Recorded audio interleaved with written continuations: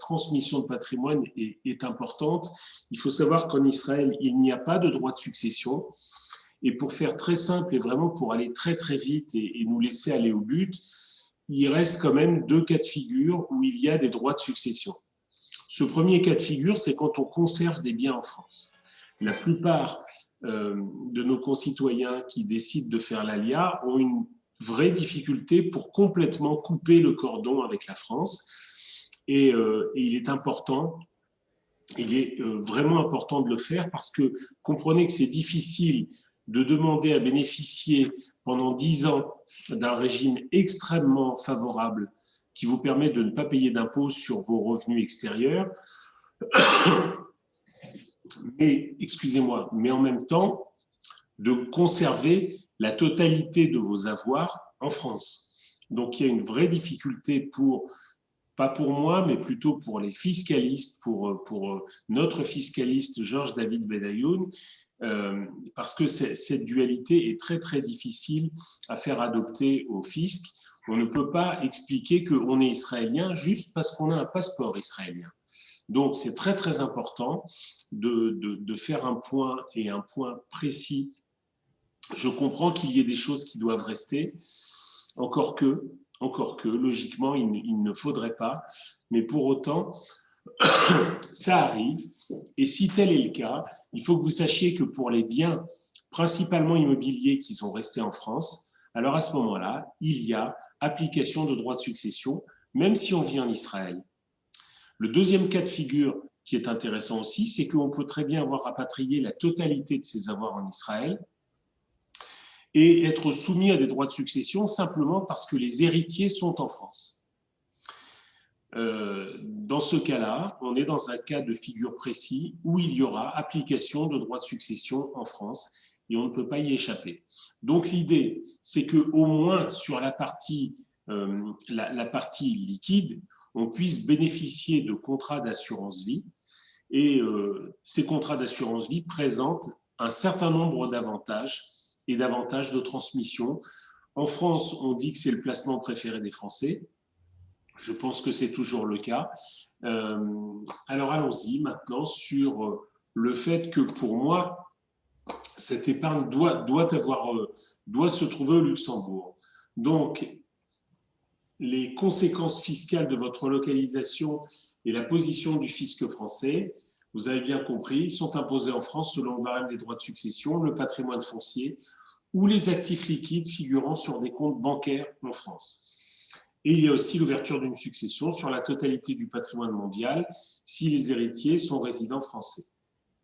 Alors, c'est une simple question d'organisation. Il faut organiser la gestion des actifs en conséquence de ce qui vient d'être évoqué. Ces actifs liquides peuvent être détenus soit dans un contrat d'assurance vie, soit encore dans un contrat de capitalisation démembrée. C'est un tout petit peu compliqué, le contrat de capitalisation démembrée. S'il nous reste du temps à la fin, je reviendrai là-dessus.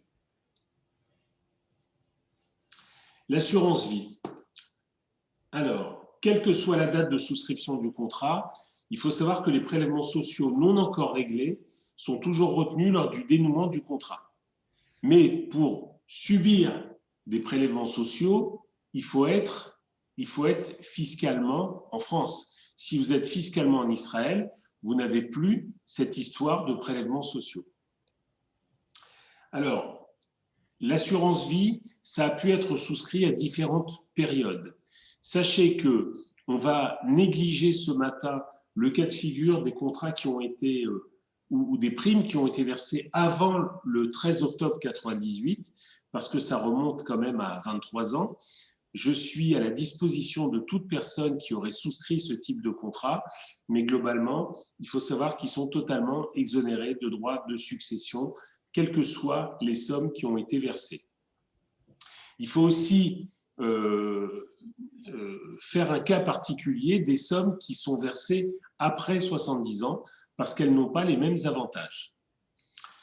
Et donc, le cas particulier, c'est des primes qui ont été versées dans les 20 dernières années ou qui vont être versées prochainement pour des personnes qui ont moins de 70 ans. Voilà, donc ça, c'est le cas général. Et c'est l'article 990I du CGI qui va gérer ces contrats. Sachez simplement qu'on a une exonération de droits en France de 152 500 € par bénéficiaire. Ce chiffre paraît bizarre, mais il provient du fait qu'en 1998,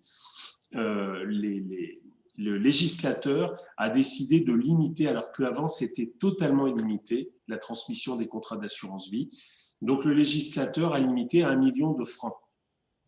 Et 1 million de francs, quand on est passé à l'euro, ça nous a donné 152 500. Et évidemment, depuis une vingtaine d'années, ils n'ont pas revu ce chiffre. Voilà. Mais enfin, n'oubliez pas, ce n'est pas 152 500 € par héritier, c'est 152 500 € par bénéficiaire.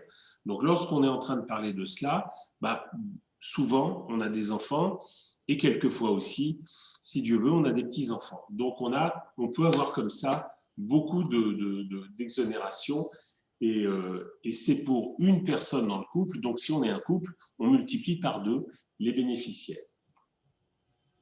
Il faut savoir qu'au-dessus de 152 500 € par bénéficiaire et sur les 700 000 € suivants, on a une taxation au taux de 20%, qui n'est pas très élevée par rapport à la France. Et ensuite, mais vraiment pour les très très gros contrats, sachez qu'on a une taxation au taux de 31,25. Donc on va essayer croyez-moi, avec l'exonération totale, on a quand même beaucoup de place. Alors, j'avance un tout petit peu plus vite. Ça, c'était pour les primes qui sont versées après 70 ans. Donc, on a une exonération de 30 500 €. Mais il y a beaucoup à en dire également. Pour les cas particuliers, n'hésitez pas à m'appeler. Je vous montre simplement les droits de succession et de donation en ligne directe. Vous voyez, en assurance vie, c'est au-delà de 152 500 € par bénéficiaire. Ici, on est au-dessus en droit de succession, donc sur ce qui ne serait pas en assurance vie et sur l'immobilier. Je vous l'ai mis, mais vraiment à titre indicatif. Dès qu'on est au-delà de 15 932 €, on est dans une tranche à 20%. Et par contre, on peut aller en ligne directe, donc parents, enfants, petits-enfants, on peut aller jusqu'à une tranche à 45%. Donc l'assurance vie est franchement beaucoup plus intéressante que d'être taxé purement et bêtement en droit de succession. Là, je vais passer très vite.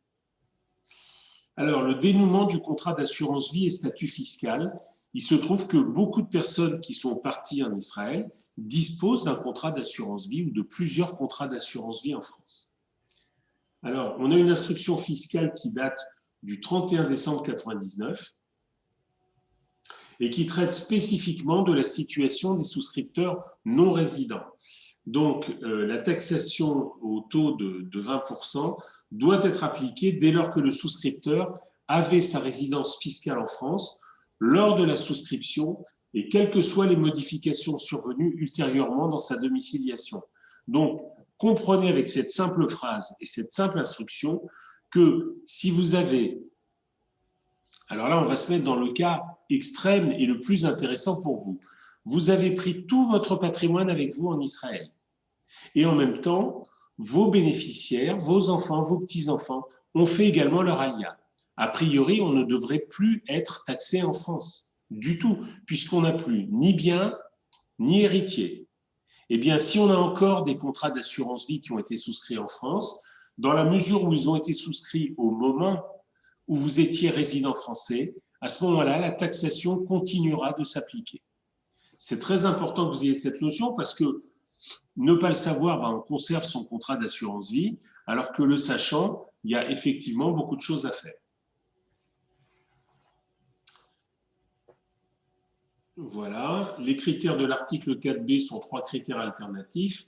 Alors le 4B, c'est pour savoir si vous êtes vraiment résident français. C'est les personnes qui ont en France leur foyer ou leur lieu de séjour principal, celles qui exercent en France une activité professionnelle, salariée ou non, et celles qui ont en France le centre de leurs intérêts économiques. Et malheureusement, les intérêts économiques souvent sont très importants ou continuent d'être très importants en France. Euh, alors, les trois cas possibles, c'est une souscription en qualité de non-résident français et le décès a lieu en France. Dans ce cas, les bénéficiaires ne seront pas taxés. On peut souscrire un contrat en tant que non-résident français à l'ouverture du contrat et le décès a lieu hors de France. Il n'y a pas de taxation en France, mais il y a taxation dans l'État où le décès a eu lieu. Et le souscripteur étant résident français lors de l'ouverture et le décès a lieu hors de France, eh bien on a un risque de double taxation qui existe en fonction du droit interne du pays où le décès a eu lieu. Il n'y a pas de double taxation avec Israël, vous l'avez compris, mais il continue d'y avoir taxation en France si vous avez fait l'erreur d'avoir souscrit votre contrat en tant que résident français. Donc si vraiment l'ALIA a fonctionné, vous vivez en Israël, ça fonctionne bien, vous êtes heureux et vous ne regrettez pas votre choix, alors il y a lieu à un moment donné de rapatrier ces contrats d'assurance. Évidemment, c'est une notion qui n'est pas vraiment connue en Israël, mais qui est parfaitement connue au Luxembourg. Alors pourquoi le Luxembourg? D'abord, on a un environnement politique et fiscal qui est très stable. C'est un pays qui est noté AAA, ce qui est vraiment très rare, ce qui n'est plus le cas de la France. Et surtout, c'est le premier centre de fonds d'investissement en Europe et le deuxième au monde après les USA. Donc, comprenez qu'on parle beaucoup de la City à Londres, on parle beaucoup de la Suisse, etc. Mais le Luxembourg est vraiment un tout petit pays qui n'a qu'un seul métier, qui est la finance, et qui le fait très très bien depuis très longtemps. La seule chose, c'est que le Luxembourg avait une cote un peu sulfureuse il y a une dizaine d'années. Il faut savoir que avec le 11 septembre, les Américains se sont rendus compte que certains terroristes ont gagné beaucoup d'argent le 11 septembre, le 11 septembre 2001, par rapport au fait qu'ils ont parié sur des titres. Et quand ils se sont rendus compte, ça les a rendus fous. Donc les Américains ont imposé au monde entier une traçabilité de l'épargne, une transparence, ce qui fait que les paradis fiscaux qu'étaient le Luxembourg, la Suisse il y a une vingtaine d'années, c'est terminé. Tous ces gens-là fonctionnent uniquement avec de l'argent qui est déclaré et ils ont par contre un métier qu'ils savent faire depuis très longtemps. Le Luxembourg ne vend pas de centrales nucléaires, ne vend pas d'avions, ne vend pas de TGV, mais effectivement, l'épargne, c'est leur vraie spécialité et je vais essayer de vous montrer pourquoi. Donc, en termes de préservation, de transmission, ils sont vraiment excellents. Ce qui est très important pour moi au Luxembourg, ce sont les règles protectrices pour les souscripteurs de contrats d'assurance vie et de capitalisation. On va évoquer très vite le triangle de sécurité et le super privilège. Je vais vous montrer ça parce qu'avec un graphique, c'est mieux que de grands discours. Alors, les souscripteurs, tout d'abord, disposent d'un super privilège. Qu'est-ce que c'est le super privilège? C'est la qualité de créancier de premier rang, ce qui signifie que personne au Luxembourg ne peut récupérer 1 euro sur votre contrat sans votre accord, puisque vous êtes créancier numéro 1. C'est une particularité qui n'existe pas en France, puisque en France, on est créancier de rang 6, derrière l'État, derrière l'URSSAF, derrière les organismes sociaux, derrière un éventuel liquidateur judiciaire ou encore les salariés de l'assureur. Donc en 6e position, le client arrive et effectivement, on est un tout petit peu fragilisé dans les contrats d'assurance vie tels qu'on les connaît en France, puisque beaucoup de personnes qui disposent de ces contrats ont à peu près à 75% sont sur des fonds qu'on dit fonds euros et qui sont des obligations d'État. Ces obligations d'État, d'année en année, on a vu leur performance diminuer. Quand j'ai commencé mon activité professionnelle il y a 30 ans, je donnais du 2 chiffres à mes clients, c'était un petit peu au-dessus de 10%. Ensuite, il y a eu beaucoup d'années aux alentours de 9 et de 8. Et puis ensuite, les taux d'intérêt baissant, on est descendu, toutes mes excuses, et on est aujourd'hui aux alentours de 1%. Le problème, c'est que, ça ne rapporte plus grand-chose, mais surtout, il y a un deuxième souci, c'est que l'État est très, très, très, très endetté. Et l'État français a fait pas mal de bêtises. On ne va pas refaire le monde ce matin, mais en tout cas, il y a un sujet sur lequel ils se sont plutôt bien comportés, c'était de soutenir tant les particuliers que les chefs d'entreprise, que les entreprises, avec des prêts garantis par l'État, avec du chômage partiel, et ça continue, puisque cette crise sanitaire qui devait durer quelques semaines, quelques mois, finalement, on en est à 1 an, un peu plus d'1 an. Si on avait des vaccins, comme dans un pays que j'aime beaucoup, eh ben, on verrait la sortie de la crise. Mais malheureusement, en France, on est à peu près que 3 millions à être vaccinés sur les 70 millions d'habitants. Donc ça va encore prendre du temps. Et en attendant, cafés, restaurants, théâtres, musées, hôtels, tout est fermé. Et culture, d'une manière générale. Et toutes ces personnes-là sont soutenues par l'État. Donc l'État aujourd'hui met la main à la poche pour débloquer des sommes qu'il n'a pas. Et ce qui nous sauve à tous, ce sont des taux d'intérêt qui sont extrêmement faibles aujourd'hui. Pour autant, on ne sait pas du tout sous quel délai on va devoir rembourser ces sommes stratosphériques. Et aujourd'hui, quand même, on se pose des petites questions sur le fait de détenir la totalité de ses avoirs dans des contrats d'assurance vie franco-français et notamment dans des fonds euros, puisqu'il est possible qu'un jour, on ait quand même un petit peu de casse sur ces produits. Sachez simplement que en France, on a un mécanisme qui permet de garantir 70 000 € par contrat d'assurance. Au début de l'année 2020, j'avais été regarder quel était le montant. C'est 4 milliards 269 millions qui sont mis de côté par les assureurs en cas de casse. Et effectivement, malheureusement, ça ne correspond qu'à 61 000 contrats, ce qui à l'échelle d'un pays est très peu. Au Luxembourg, les placements sont garantis de manière illimitée par l'État luxembourgeois. Alors, je vais essayer de vous faire un tour d'horizon. Lorsqu'on est sur des comptes bancaires, on ne parle plus d'assurance, on a une garantie en France de 100 000 € par personne et par banque. Sur un contrat d'assurance vie, on est à 70 000 € par personne. Et sur un contrat d'assurance vie de droit luxembourgeois, le montant est totalement illimité. Donc en termes de sécurité, je pense vraiment qu'aujourd'hui, c'est au Luxembourg qu'il faut aller, pour cette raison, mais vous allez voir pour bien d'autres. Vous voyez, j'ai indiqué que le montant était garanti par l'État luxembourgeois, dont acte, mais surtout, ce que j'aime, c'est le mécanisme de séparation juridique des actifs, puisque le triangle de sécurité luxembourgeois, le voilà. Vous avez l'État tout en haut avec le commissariat aux assurances. Vous avez en bas un assureur et vous avez une banque dépositaire. Et il faut savoir que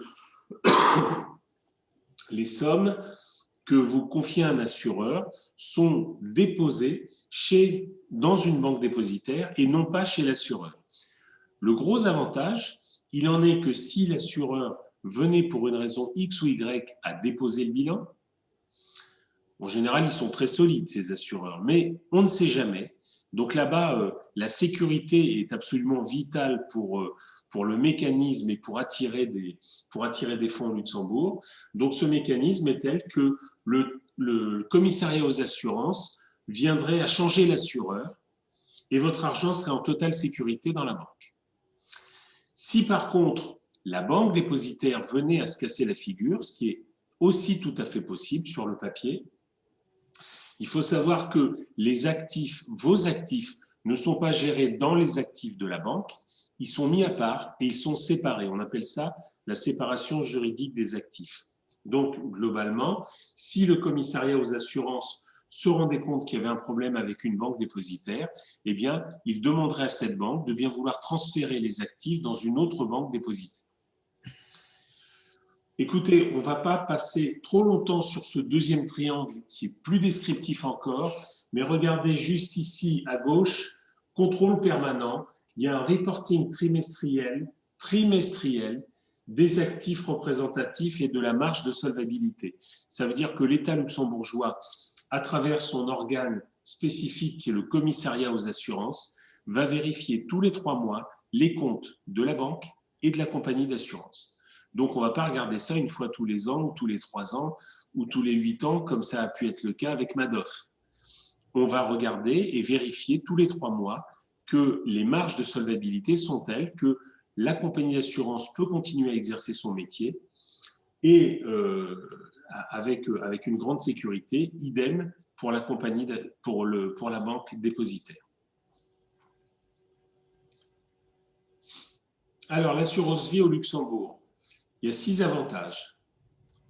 Le premier de ces avantages, il est important, après ce qu'on s'est dit ce matin, c'est la neutralité fiscale du contrat. C'est-à-dire que si vous souscrivez votre contrat d'assurance vie au Luxembourg en tant que Français, eh bien, il n'y a pas de problème.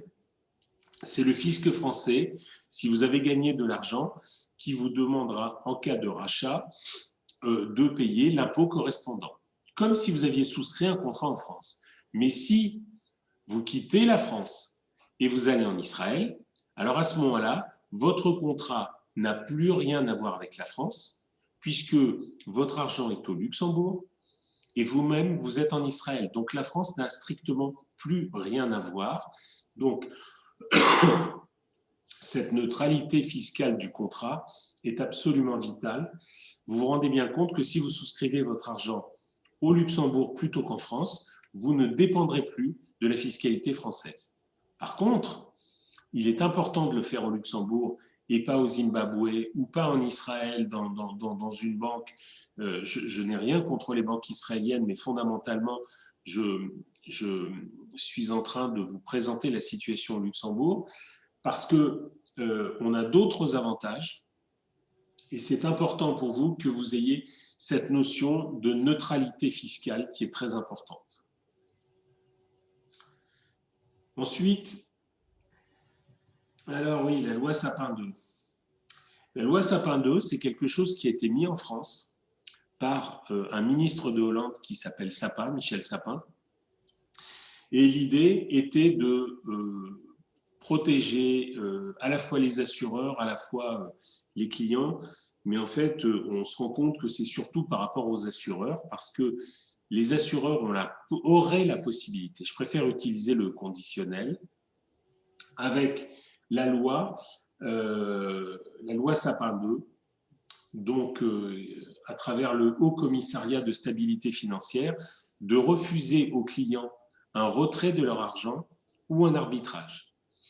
Comprenez bien que si vous avez de l'argent en bourse, vous n'avez pas de difficultés particulières. Vous pouvez très bien avoir perdu de l'argent par rapport à la semaine dernière ou par rapport au mois précédent, mais globalement, si vous dites « je vends », eh bien, vous êtes exécuté. Quand je dis vous êtes exécuté, votre ordre est exécuté et vous retrouvez vos liquidités. Vous pouvez très bien dire à un moment donné « stop, j'ai gagné de l'argent pendant des années, je veux vendre ». La difficulté se pose plus avec des obligations d'État. Car quand un assureur propose un prêt ou souscrit un prêt d'État sur 20 ans avec un taux de 0,50 par an, on ne peut pas, lorsque vous avez besoin d'argent, dire à l'État français, on est désolé, pardon, moi je vois Martine là, sur mon écran. Martine a besoin d'argent. Bonjour Martine. Martine a besoin d'argent, donc l'État français va devoir rembourser par anticipation sa dette. L'État français, il va dire à l'assureur, écoutez, excusez-moi, moi je vous ai emprunté de l'argent pour 20 ans, c'était il y a 2 ans, je vous rembourserai dans 18 ans. Donc comprenez que sur les obligations d'État, on a un vrai souci si jamais il y avait un problème au niveau européen ou au niveau français ou au niveau italien et on l'a déjà eu malheureusement avec un tout petit pays qui s'appelle la Grèce en 2011. Donc, à un moment donné, vous avez des États qui sont susceptibles de dire je ne peux pas rembourser. Et à ce moment-là, ça pose un vrai souci aux assureurs parce qu'ils ne peuvent pas rembourser l'argent des clients, ne pouvant pas le récupérer eux-mêmes. Je ne suis pas dans ce scénario catastrophe, je vous dis simplement que le législateur a mis en place trois choses. Premièrement, une garantie qui est limitée à 100 000 euros sur les banques. Deuxièmement, une garantie limitée à 70 000 euros sur les contrats d'assurance. Troisièmement, cette loi Sapin 2 qui permet à l'assureur de dire désolé, je ne peux pas vous rendre votre argent tout de suite et je peux le bloquer 6 mois. Tout ça, c'est en France. Nous n'avons pas ça au Luxembourg. Bon, la sécurité renforcée, vous avez compris, super privilège et triangle de sécurité. Si vous devez retenir une seule chose de ce matin, c'est ce petit dessin avec ce triangle où en haut, on a l'État luxembourgeois, en bas, on a la compagnie d'assurance et on a également la banque. Et puis quand même, le super privilège qui fait que vous êtes créancier au Luxembourg de premier rang. Donc, personne ne peut appréhender votre argent à votre place. Vous dire aussi qu'au Luxembourg, on est multidevise. C'est-à-dire que globalement, si vous aviez envie d'avoir du shekel, d'avoir du dollar, de la livre sterling, etc., c'est tout à fait possible. Ça n'est pas possible en France.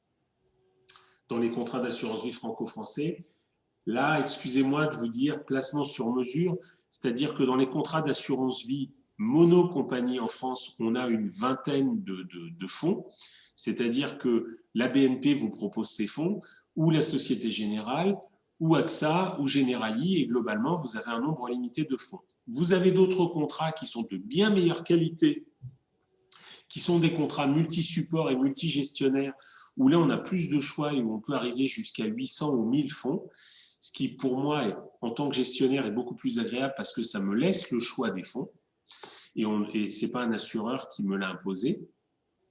Mais au Luxembourg, on a un choix qui est illimité, puisque j'ai à la fois 36 000 fonds plus tous les titres de la planète. Donc, on peut vraiment acheter ce qu'on veut au Luxembourg. On peut vraiment tout faire, des titres vifs, du private equity, de l'immobilier, il y a beaucoup de possibilités. Enfin, un dernier avantage de Luxembourg, c'est le crédit lombard. Vous avez compris que votre argent n'était pas chez un assureur, mais était déposé dans une banque. Et cette banque, quand vous avez besoin d'argent, soit vous récupérez de l'argent, on appelle ça un rachat sur votre contrat d'assurance, soit deuxième possibilité, le banquier vous dit écoutez, moi les taux d'intérêt ne sont pas très élevés en ce moment, je veux bien vous prêter de l'argent compte tenu de l'épargne que vous avez chez moi. On appelle ça le crédit lombard et entre 1 et 1,20, 1,30% actuellement, on a la possibilité de pouvoir financer une acquisition immobilière, des besoins momentanés. Voilà, il n'y a pas de souci, c'est vraiment des particularités spécifiques au Luxembourg. Sur l'épargne et les contrats d'assurance, j'ai fait le tour. C'est-à-dire que si vraiment vous êtes en Israël, il faut que vos contrats d'assurance soient déposés au Luxembourg pour ne plus avoir d'attache avec l'État français. À part une attache quand même, c'est-à-dire que si jamais vous transmettez de l'argent, vous êtes en Israël, vos biens sont avec vous, vos biens financiers, mobiles, on oppose ça à l'immobilier qui est immobile. Vos biens mobiles, donc les valeurs mobilières, sont au Luxembourg. Il y a quand même un cas de figure où il est intéressant que vous ayez souscrit un contrat d'assurance. C'est si vous avez des héritiers en France, auquel cas ils bénéficieront de l'exonération des 152 500 € grâce à l'enveloppe fiscale assurance vie du Luxembourg, même si vous êtes en Israël. Donc, je crois qu'il y a beaucoup d'avantages pour le Luxembourg. Il faut vraiment se poser la question individuellement. Après, j'ai prévu d'autres choses à vous présenter par rapport à l'immobilier, mais j'ai beaucoup parlé, donc je serai ouvert à des questions, à faire une petite pause, si vous voulez bien. Il y a des questions qui sont arrivées, Stéphane. Je ne voulais pas t'interrompre. Alors d'abord, il y a Patrick qui demande, lorsqu'on est résident fiscal israélien, et que l'ensemble du patrimoine immobilier ou actifs financiers ne sont plus localisés en France, les héritiers basés fiscalement en France sont-ils imposés dans le cadre de la succession? La réponse est oui. Oui. Oui, moi aussi, je savais la réponse. OK, très bien. Euh, Donc, en fait, le but, c'est effectivement de se poser les bonnes questions pour savoir si il faut conserver des biens en France. OK. Alors, il y a un attachement sentimental. Là, je ne peux pas me battre. Après, il y a la force de l'habitude. Oh, excusez-moi. Excusez-moi. Voilà. Après, il y a la force de l'habitude. Et là, franchement, il faut se poser les bonnes questions parce que s'il s'agit d'immobilier, bon, s'il s'agit de valeurs mobilières, vous avez compris, elles seront beaucoup mieux au Luxembourg et surtout, elles vous rapporteront plus, indépendamment de la sécurité sur laquelle j'ai beaucoup, beaucoup insisté tout à l'heure et la neutralité fiscale du contrat. Mais par rapport à l'immobilier, il y a beaucoup mieux à faire que de laisser des biens immobiliers en France. Locatif. OK. S'il s'agit d'un bien où vous voulez retourner et que vous souhaitez le conserver, ben, il faut vous battre avec Georges David Benayoun qui va tout faire pour vous le faire vendre. Et il aura raison. Alors, il y a une autre question qui est arrivée aussi, Stéphane. Bon, je connais la réponse, mais je vais te laisser y répondre. Xavier demande, en ce qui concerne les bénéficiaires, ce sont tous les descendants, c'est-à-dire les enfants et les petits-enfants. Ah non, non, non, ça peut être toi, Rachel, parce que tu es très sympathique. Ça peut être moi. Non, non. Les bénéficiaires, c'est qui vous voulez. On n'a pas forcément de lien familial. OK. Donc, ce sont les bénéficiaires, en fait, que tu as définis dans le contrat. Exactement, et qui peuvent Oui. se changer à tout moment. Une clause bénéficiaire, ça évolue dans le temps. OK. Alors, il y a Roby qui nous pose une question qui revient constamment. Je la connais aussi, les réponses. Lorsqu'on est résident fiscal israélien ainsi que les héritiers, comment optimiser les droits de succession sur l'immobilier qui, lui, est en France? Bon, c'est la fameuse patate chaude, hein, Stéphane? Ah, mais là, c'est long. Là, c'est long. Donc, moi, c'est la deuxième partie. C'est la deuxième partie et c'est une vraie réunion. Donc, soit on l'a fait à la va-vite tout à l'heure et ça dépend du temps dont chacun dispose. Donc, moi, je suis OK pour enchaîner sur cette partie-là. Ou autrement, on se donne rendez-vous dans 2 semaines pour aborder et décortiquer complètement ce sujet. OK. Voilà. Alors, il y a une autre question entre-temps qui est arrivée de Martine qui demande quel est le taux d'intérêt moyen d'une assurance vie au Luxembourg? Alors là, Martine, je ne sais pas répondre à cette question. Le taux d'intérêt, c'est combien rapporte un contrat au Luxembourg? Oui. Eh bien, ça dépend de vous, Martine. Ça dépend de vous, ça dépend de votre horizon de placement et ça dépend de ce que vous souhaitez. Aujourd'hui, il faut comprendre que les taux d'intérêt sont à des niveaux extrêmement bas. Quand je dis extrêmement bas, on est arrivé à une incongruité, c'est-à-dire que lorsque l'État français emprunte de l'argent, il est à taux négatif aujourd'hui. C'est-à-dire que c'est comme si vous prêtiez 100 000 euros à l'État français qui vous dit dans 10 ans, je vais vous rembourser 95 000. C'est-à-dire que vous avez une protection de votre capital, mais quand même, comme le taux d'intérêt est négatif, vous devez payer à la France un tout petit peu. C'est du jamais vu. Quand vous placez votre argent sur un livret A, c'est 0,50. Vous gagnez 0,50. Ça ne vous coûte pas 0,50. Et actuellement, sur les pays les plus solides en Europe, donc évidemment c'est l'Allemagne en tête, mais la France est également à taux négatif. Je crois qu'elle doit être à 0,30 actuellement. On a des taux négatifs. Donc il faut bien comprendre que cette épargne réglementée qu'on connaît, qu'on apprécie depuis longtemps, elle n'existe plus aujourd'hui. Le livret A, c'est 0,50. Les fonds euros des contrats d'assurance vie, c'est 1%. Mais d'année en année, comprenez bien que quand les anciennes obligations qu'on avait dans les contrats d'assurance qui rapportaient du 2, du 3, du 4% arrivent à terme, on doit les remplacer par des obligations à taux négatif aujourd'hui. Et donc, petit à petit, on voit ces taux fondre comme neige au soleil. Et aujourd'hui, on a un double problème, d'après moi. Un problème, c'est que ça ne rapporte plus rien. Et un deuxième problème, c'est la solvabilité. On a un petit risque. Pas à court terme, je n'y crois pas une demi-seconde, mais je ne mettrai pas ma main à couper que la loi Sapin 2, que les 70 000 euros, les 100 000 euros, etc., toutes ces choses qui ont été mises en place par le législateur, tous ces fusibles l'ont été pour rien. Donc, ils ont des informations, ils savent très bien qu'il y a, un relatif danger à long terme si on continue à faire n'importe quoi avec, avec le budget de l'État.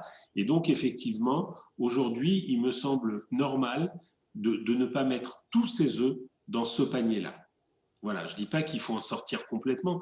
Alors après, ça dépend de vous, c'est-à-dire qu'on a des produits, j'ai un peu honte de vous dire ça, l'année 2020 a été une très, très, très bonne année, très bonne. Lorsqu'on sait ce qu'on a fait, c'est-à-dire qu'en 2020, tout s'est cassé la figure au mois de février. Avec cette pandémie, avec ce confinement, rendez-vous compte, on a fermé l'économie naturellement. C'est-à-dire que ce n'est pas l'économie qui s'est arrêtée, c'est nous qui l'avons fermée. Et donc, ça a été dramatique dans un premier temps. Et puis, on s'est rendu compte qu'il y avait comme ça quelques gagnants qui allaient ressortir. Alors, les gagnants, regardez ce matin, pourquoi on communique? Vous êtes probablement, pour certains en France, pour d'autres en Israël. Eh bien, on a une application qui s'appelle Zoom et qui nous permet maintenant de garder le contact avec vous, de parler à distance, de vous donner accès à mon ordinateur et aux infos que je dois vous faire parvenir. Vous avez Zoom, vous avez le fait que, étant enfermés, les gens, pour 13 euros, la modique somme de 13 euros par mois, ont réussi avec Netflix à avoir des films, des feuilletons, des séries, tout ce que vous voulez. Et donc, on a patienté pendant ce confinement. Et voilà, Netflix. Vous avez également, quand vous aviez besoin de quelque chose, si les magasins étaient fermés, eh ben, il nous restait Amazon. Donc, vous voyez, vous avez des secteurs qui se sont écroulés comme les voitures, le pétrole, les compagnies aériennes qui sont restées clouées au sol avec des dizaines de milliers de personnes en chômage partiel, mais d'autres secteurs qui, eux, ont très bien marché. Donc, l'année dernière, vous avez des fonds qui ont rapporté entre 30 et 80% dans l'année. Je ne dis pas ça pour vous affoler, c'était une année très, très particulière, mais globalement, on peut raisonnablement vous sortir, selon le niveau de risque que vous souhaitez, entre 4 et 8-9% par an. Voilà. Après, il faut bien comprendre, vous pouvez très bien vendre, déposer des sommes et me dire je dois m'acheter un appartement en Israël, auquel cas on prendra zéro risque parce que je n'ai pas envie que vous me confiez 500 000 euros et que quelques mois après, quand vous me dites ça y est, j'ai trouvé l'appart de mes rêves dans un quartier que j'adore, je vous dis qu'il en reste que 472. Donc, en fonction du délai que vous avez devant vous, on va placer l'argent avec risque, sans risque, avec un tout petit peu de risque. Mais comprenez bien que si c'est des sommes dont vous avez besoin pour votre retraite et pour les 20 ans ou 30 ans à venir, personne ne retire tout son argent en une fois. Donc globalement, on peut très bien se dire qu'on a 30, 40, 50% qui sont en sécurité si vous avez besoin de récupérer des actifs, et puis se donner une partie du placement qui, elle, est à plus long terme et permet de doper la performance. Et on arrive comme ça à vous faire 4, 5, 6% par an avec une dose de risque relativement faible. Merci. Et nous n'avons pas, comme en France, des obligations ou des choses qui rapportent de manière certaine, puisque dans le monde entier, les taux d'intérêt sont très bas. Il y a encore deux autres petites questions, Stéphane, qui sont arrivées. Est-ce que les contrats d'assurance vie au Luxembourg sont soumis à des frais d'entrée ou de gestion importants? Pas plus qu'en France. Pas plus qu'en France. Ils se sont alignés. Ils apportent beaucoup plus d'avantages, mais avec un coût qui est équivalent, voire même inférieur dans certains cas. Ok. Et il y a Gil qui nous demande, faut-il avoir résidé 6 ans en Israël sur les 10 dernières années pour que la succession soit considérée comme israélienne? Encore une fois, je connais la réponse, mais je préfère te laisser répondre. Je vais te laisser répondre, pour une fois. La réponse est la suivante, tout dépend d'abord de où vous êtes résident fiscal. Si vous êtes résident fiscal en Israël, vous êtes résident fiscal israélien, donc la succession sera israélienne. Mais encore une fois, faut-il savoir où se trouvent les héritiers. Gil, vous voulez nous parler? Vous voulez nous dire? Alors moi, je ne sais pas d'où sort ce 6 ans. Ce que je peux vous dire, c'est que certaines personnes qui font leur alia font une petite erreur, c'est-à-dire qu'ils arrivent en Israël, ils prennent un avion aller simple avec l'agent juif, ils arrivent là-bas et on leur donne un certain nombre de documents, dont leur carte d'identité israélienne, leur passeport israélien, une carte également pour se faire soigner. Rachel, dis-moi comment ça s'appelle, la Sécu, Ah, la copatrolim. Patrolim, etc. Voilà, donc quand on arrive en Israël, on a un certain nombre de choses. Mais la France n'est absolument pas au courant. La France n'est pas au courant, donc vous avez laissé des biens en France, vous allez recevoir des papiers avec vos impôts qui vous seront réclamés en France, donc il est impératif, à un moment donné, soit le jour où on arrive, soit dans les semaines qui suivent, soit dans les mois qui suivent, d'aller à l'ambassade de France pour dire, ben voilà, je suis israélien, voilà quelle est mon adresse, veuillez me retirer des listes fiscales françaises. Et pour ça, vous avez déjà cette option qui est une option importante, mais il y en a une deuxième qui est importante et que tout le monde oublie, c'est où se trouvent les biens. Parce que si vous êtes seul en Israël et que vous avez 3, 4, 5 millions d'immobilier en France, comment expliquer que vous êtes israélien? On peut pas. Vous savez, il y a un certain nombre de critères. Le critère évident, c'est celui où vous habitez et où vous habitez un peu plus de 6 mois par an. Mais il n'y a aucun endroit où il est indiqué que c'est 6 mois et un jour. Voilà. Donc, il faut bien comprendre que les fiscs de tous les pays du monde apprécient ça comme étant cette période de 6 mois et un jour, mais ça n'est pas le seul élément. Et en tout cas, pour le fisc français, c'est l'endroit où se trouve le patrimoine. Donc, il y a un intérêt fondamental à ce que beaucoup d'immobiliers français quittent la France. Alors, soit pour vous acheter une résidence principale, soit pour vous acheter de l'immobilier, soit pour plein d'autres choses. Encore une fois, si vous voulez, j'enchaîne là-dessus, mais c'est un vrai sujet long que j'ai décortiqué et qui demande une vraie session. Voilà, donc à vous de me dire de combien de temps vous disposez ce matin. Si vous disposez encore d'une demi-heure, je vous fais cette présentation, elle est prête. Quel sujet tu avais prévu d'aborder maintenant, Stéphane, après le dernier slide? Après le dernier slide, je voulais simplement, mais de manière plus rapide, vous présenter la fiscalité qui continue de s'appliquer en France pour les non-résidents, pour les revenus fonciers qu'on conserve. Donc ça me paraît important de le savoir. Et deuxièmement, de vous proposer une ou deux alternatives qui permettent d'obtenir plus. Quand je dis plus, alors, c'est-à-dire un rendement supérieur. Ok, donc je pense qu'il vaut mieux continuer sur ton plan initial et s'il faut, on fera une autre session pour aborder plus en détail l'histoire de l'immobilier. Qu'est-ce que tu en penses? Ça me paraît très bien, ça me paraît très bien. Voilà. Parce que l'immobilier, comprenez qu'il y a plein de possibilités. Je l'aborde très rapidement. Vous avez l'immobilier que vous pouvez vendre et que, a priori, vous devez vendre. Et puis, vous avez l'immobilier que vous voulez absolument conserver pour des raisons très particulières. Eh bien, on a plusieurs possibilités, mais il faut, pour des raisons fiscales, et je parle là d'impôt sur le revenu, je parle là également d'IFI, d'impôt sur la fortune immobilière, et pour d'autres raisons, il paraît important de faire des modifications génétiques cette fois-ci sur cet immobilier. Donc, on ne peut pas le laisser tel qu'il était jusqu'à présent.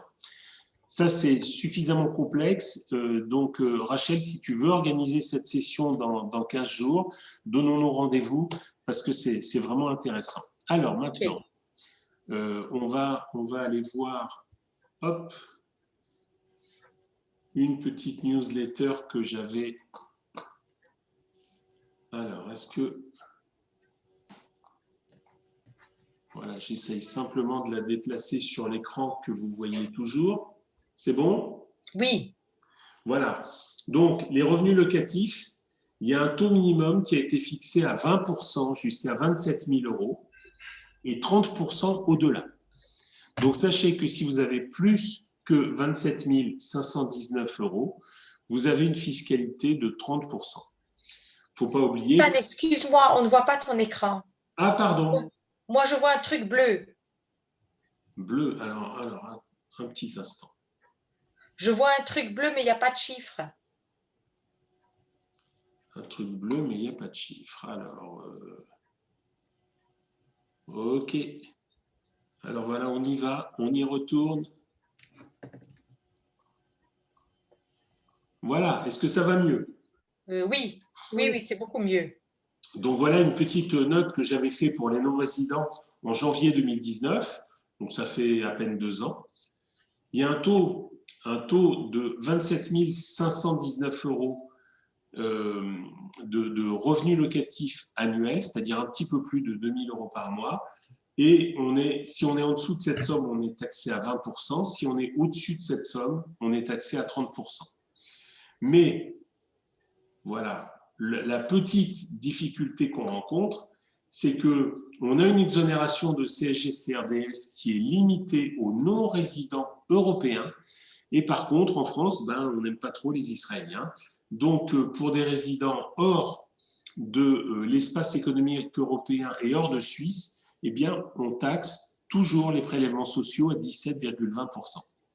Donc, il faut comprendre que les revenus locatifs que vous avez en France sont taxés en règle générale à 20 plus 17,20, c'est-à-dire 37,20%, un gros tiers, ou 30 plus 17,20, c'est-à-dire 47,20%. Donc là, on est juste sur la taxation des revenus fonciers.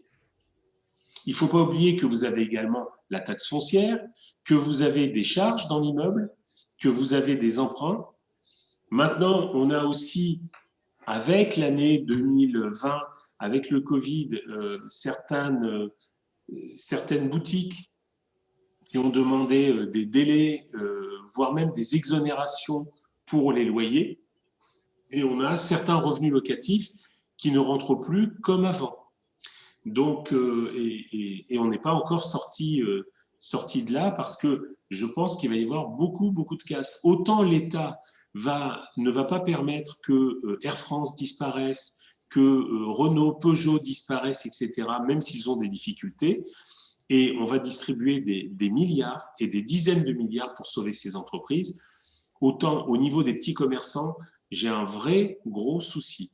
En France, notamment, et à Paris plus particulièrement, n'oubliez pas qu'on s'est quand même chopé 9 mois de gilets jaunes qui ont systématiquement empêché de travailler dans les centres-villes le week-end, le samedi. Derrière, on a eu le Covid, on a eu les confinements. C'est franchement très difficile. Très difficile. Donc, il faut vraiment se poser la question et vérifier si on veut conserver un bien, parce qu'il y a à la fois une taxation qui est très importante, mais en même temps maintenant une petite fragilité qui apparaît avec la crise que nous traversons. Que vous dire d'autre que sur l'immobilier, spécifiquement l'immobilier, on a l'IFI. Auparavant, on avait l'ISF, l'impôt sur la fortune. Avec Macron, il a été transformé en impôt sur la fortune immobilière. Et donc, tout l'immobilier que vous conservez en France et qui dépasserait 1,3 million subirait une taxation supplémentaire de 0,50 dans un premier temps. Enfin, il y a un barème progressif, mais on est aux alentours entre 0,50 et 1% de la valeur du bien par an. Donc, il faut vraiment se poser la question de savoir si on souhaite rester. Et ce que je voulais vous montrer comme solution, c'est que tant pour les Français que pour les Israéliens, depuis des années, je propose des SCPI étrangères. Alors, SCPI, vous connaissez les SCI, Sociétés civiles immobilières. Eh bien, les SCPI, c'est quelque chose d'un petit peu plus gros, d'un petit peu plus important, où vous n'avez pas d'action particulière à part apporter votre argent et où on acquiert des biens de plus grande taille, des choses qu'on ne pourrait pas acheter tout seul, que ce soit des bureaux, des centres commerciaux, etc., des boutiques, des grosses boutiques qu'on ne pourrait pas acheter tout seul et où effectivement on a quand même, avec des sociétés qui sont solides, une certaine récurrence dans les revenus locatifs. Donc c'est important de savoir que ces choses-là existent. Celles qui sont en France, je ne les propose pas. Je préfère encore que vous gardiez vos biens parce que quitte à payer la même fiscalité, ça ne présente mais aucun intérêt. Par contre, ce qui est très important, c'est qu'à partir du moment où nous sommes basés en Europe ou en tout cas hors de France, alors à ce moment-là, on va se référer aux conventions fiscales et les conventions fiscales des pays de l'OCDE, c'est-à-dire une grosse majorité de pays dans le monde, indiquent que l'immobilier est taxé à l'endroit où il se trouve. Donc, comprenez bien que si vous avez des biens qui sont situés en Europe, en Allemagne, en Pologne, en Angleterre, en Suisse, en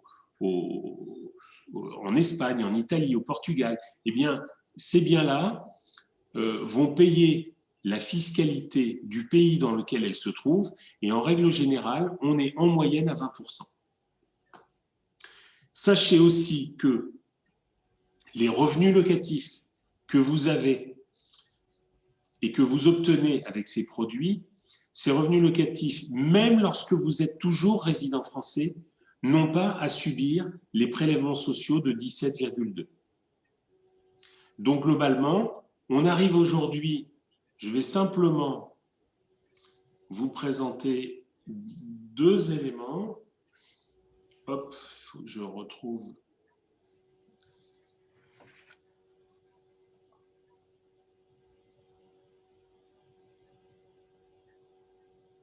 Voilà. Logiquement, vous voyez Quorum, le fil d'actualité? Oui. Parfait. Je vais aller très très vite, vous dire simplement que sur une année qui est la plus difficile qu'on ait eue depuis longtemps, puisque bien évidemment, beaucoup de locataires ont demandé des réductions. On arrive cette année, en 2020, à un rendement de 5,66% net d'impôts. Faites le calcul. Je vous prie de faire le calcul de ce que vous avez. Encore une fois, ne faites pas l'erreur traditionnelle de dire j'ai acheté un bien 150 000 € il y a 20 ans et aujourd'hui il me rapporte du 20 ou du 30%. Faites le calcul par rapport à la valeur actuelle du bien et vous allez voir que les prix ont terriblement augmenté. Ça, c'est le premier point. Et que par contre, les loyers ne peuvent pas augmenter autant que l'immobilier a augmenté sur ces 20 dernières années. Donc, pour moi qui ai adoré l'immobilier dans ma vie, je faisais des investissements il y a 30 ans, il y a 25 ans. Je ne regardais pas un dossier s'il ne me rapportait pas 10% par an. Aujourd'hui, on est plutôt à 4, 4,5 brut avant impôt. Donc, regardez simplement ou adressez-vous à des professionnels dont je fais partie pour faire une évaluation de votre bien et regardons en détail ce que ça vous rapporte après impôt. Et vous allez voir que cette force de l'habitude n'est pas aussi intéressante qu'il y paraît. Alors, je ne dis pas qu'on peut vendre comme ça en 12 secondes. Il y a d'abord le temps de l'analyse. Après, on a des locataires et on ne peut pas vendre à tout moment. Mais il y a forcément, dans les 2, 3, 4, 5 années qui viennent, un moment où un locataire partira, où un bail arrivera à terme et où effectivement, vous pourrez effectuer cette bascule vers des produits qui, plutôt que de vous rapporter du 1,5 ou du 2 net d'impôt, vont vous rapporter plutôt entre 5 et 6% net d'impôt. Que vous soyez en France ou que vous soyez en Israël. Voilà, il y a plein d'autres solutions. Je vais simplement vous dire que pour la première fois, alors qu'on travaillait en Europe, ils ont fait une acquisition outre-Atlantique au Canada.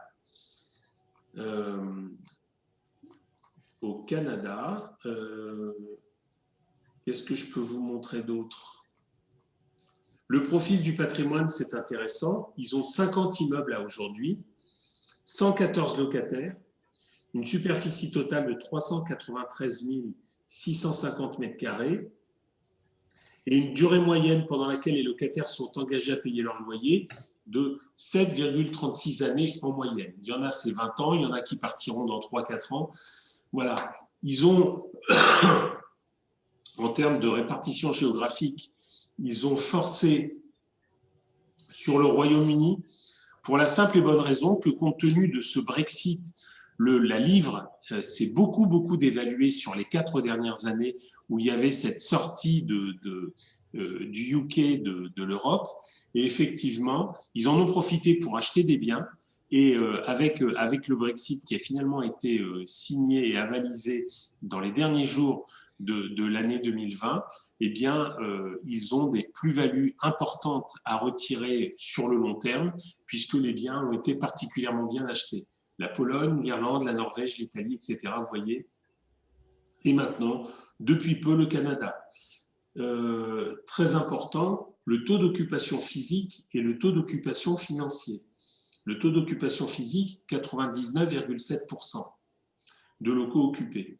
Et par contre, le taux d'occupation financier, donc il y a des loyers, non pas sur 99,7, mais sur 99,9%.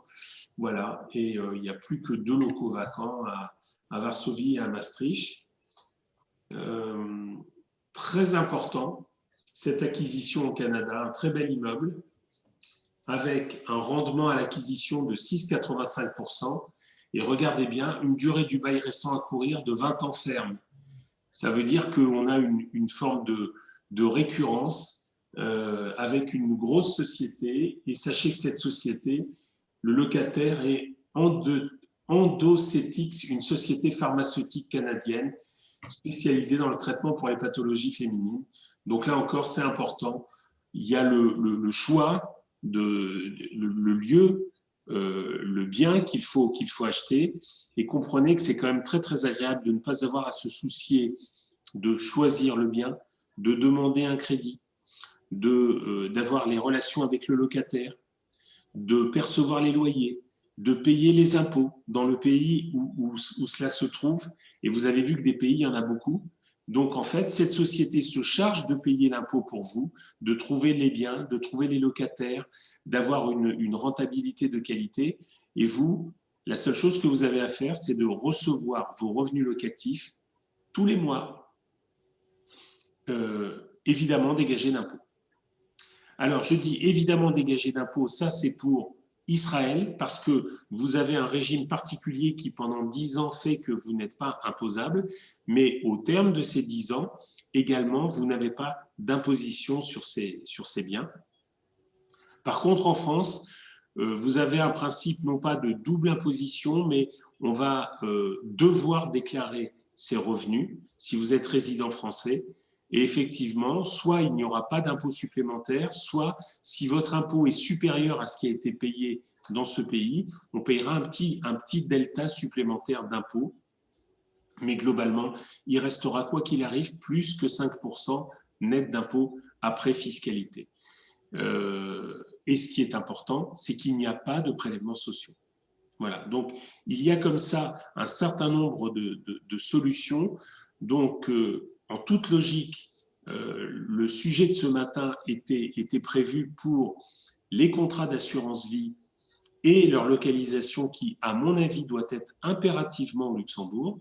Mais pour autant, certaines personnes n'apprécient pas les marchés financiers, n'apprécient pas la fluctuation qu'on peut obtenir d'un mois à l'autre, d'une année à l'autre, etc.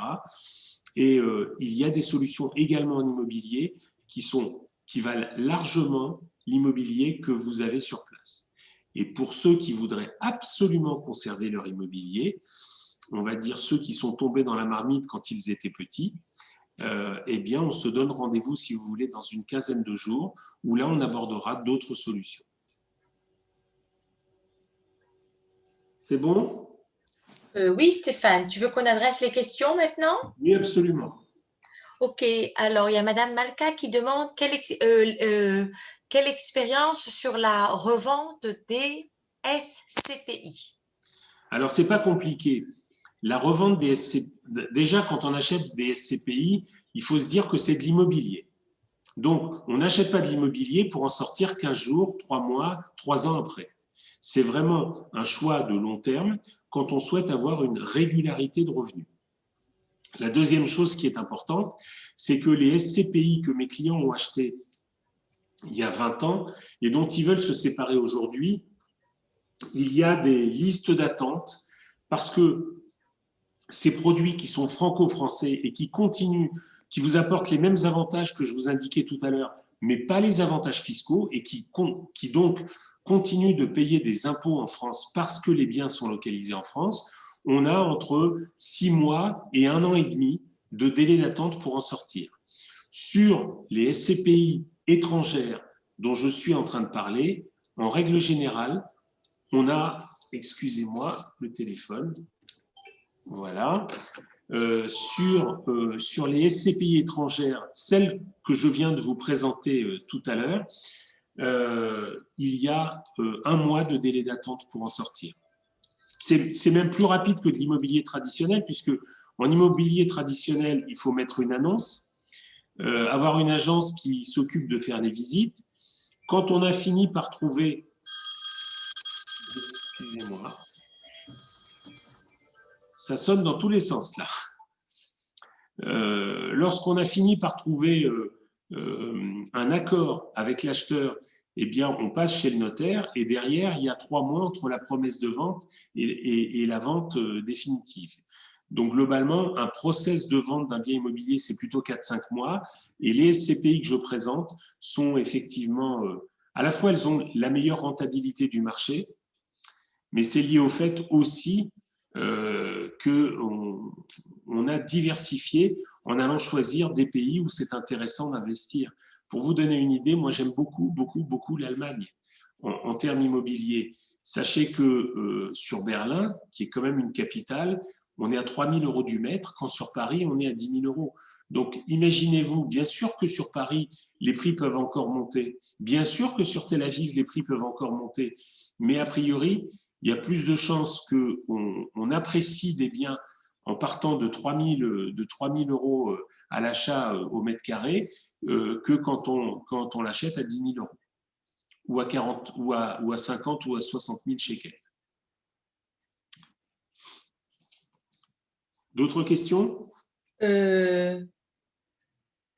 Oui, il y a une question qui est arrivée aussi. Donc, la demande est la suivante. Peut-on acheter ces SCPI dans le cadre d'une assurance vie luxembourgeoise?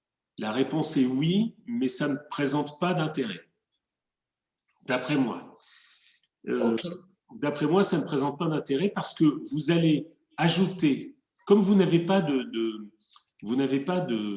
fiscalité sur ces contrats, vous allez ajouter des frais de gestion du contrat alors que tout est déjà payé. Donc pour moi, cet immobilier, il s'achète plutôt en direct.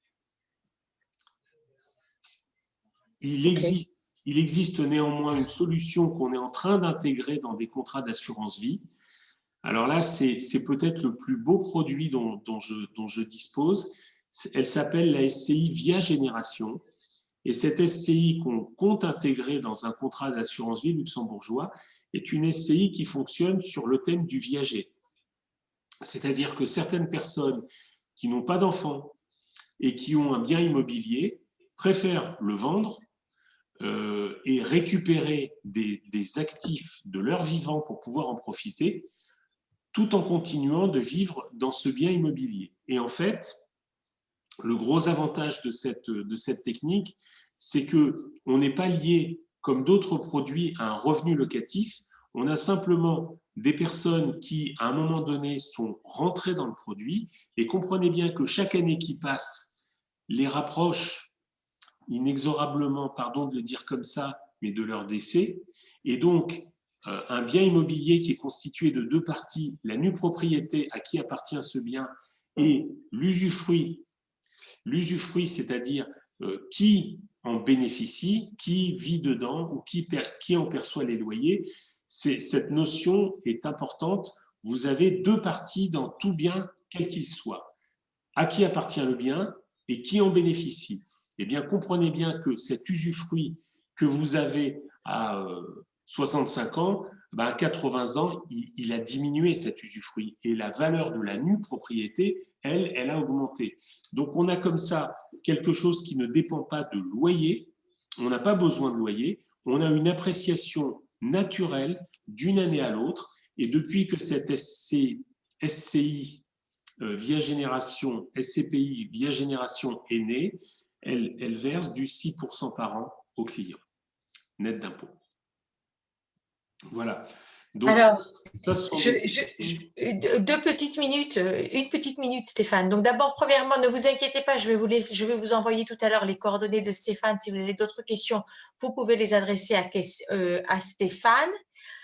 Alors, il y a une question qui est arrivée encore. Bon, c'est une question aussi, c'est la patate chaude. Quelle fiscalité si dans un couple, l'un est considéré résident en Israël et l'autre résident français?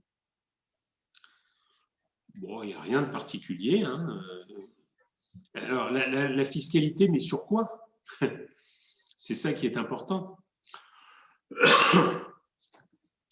C'est important de savoir sur quoi. On est en train de parler de revenus d'activité, on est en train de parler de revenus fonciers, on est en train de parler de… Sur les biens immobiliers, Stéphane. Alors, sur les biens immobiliers, j'ai tendance à penser qu'il n'y aura qu'une seule déclaration fiscale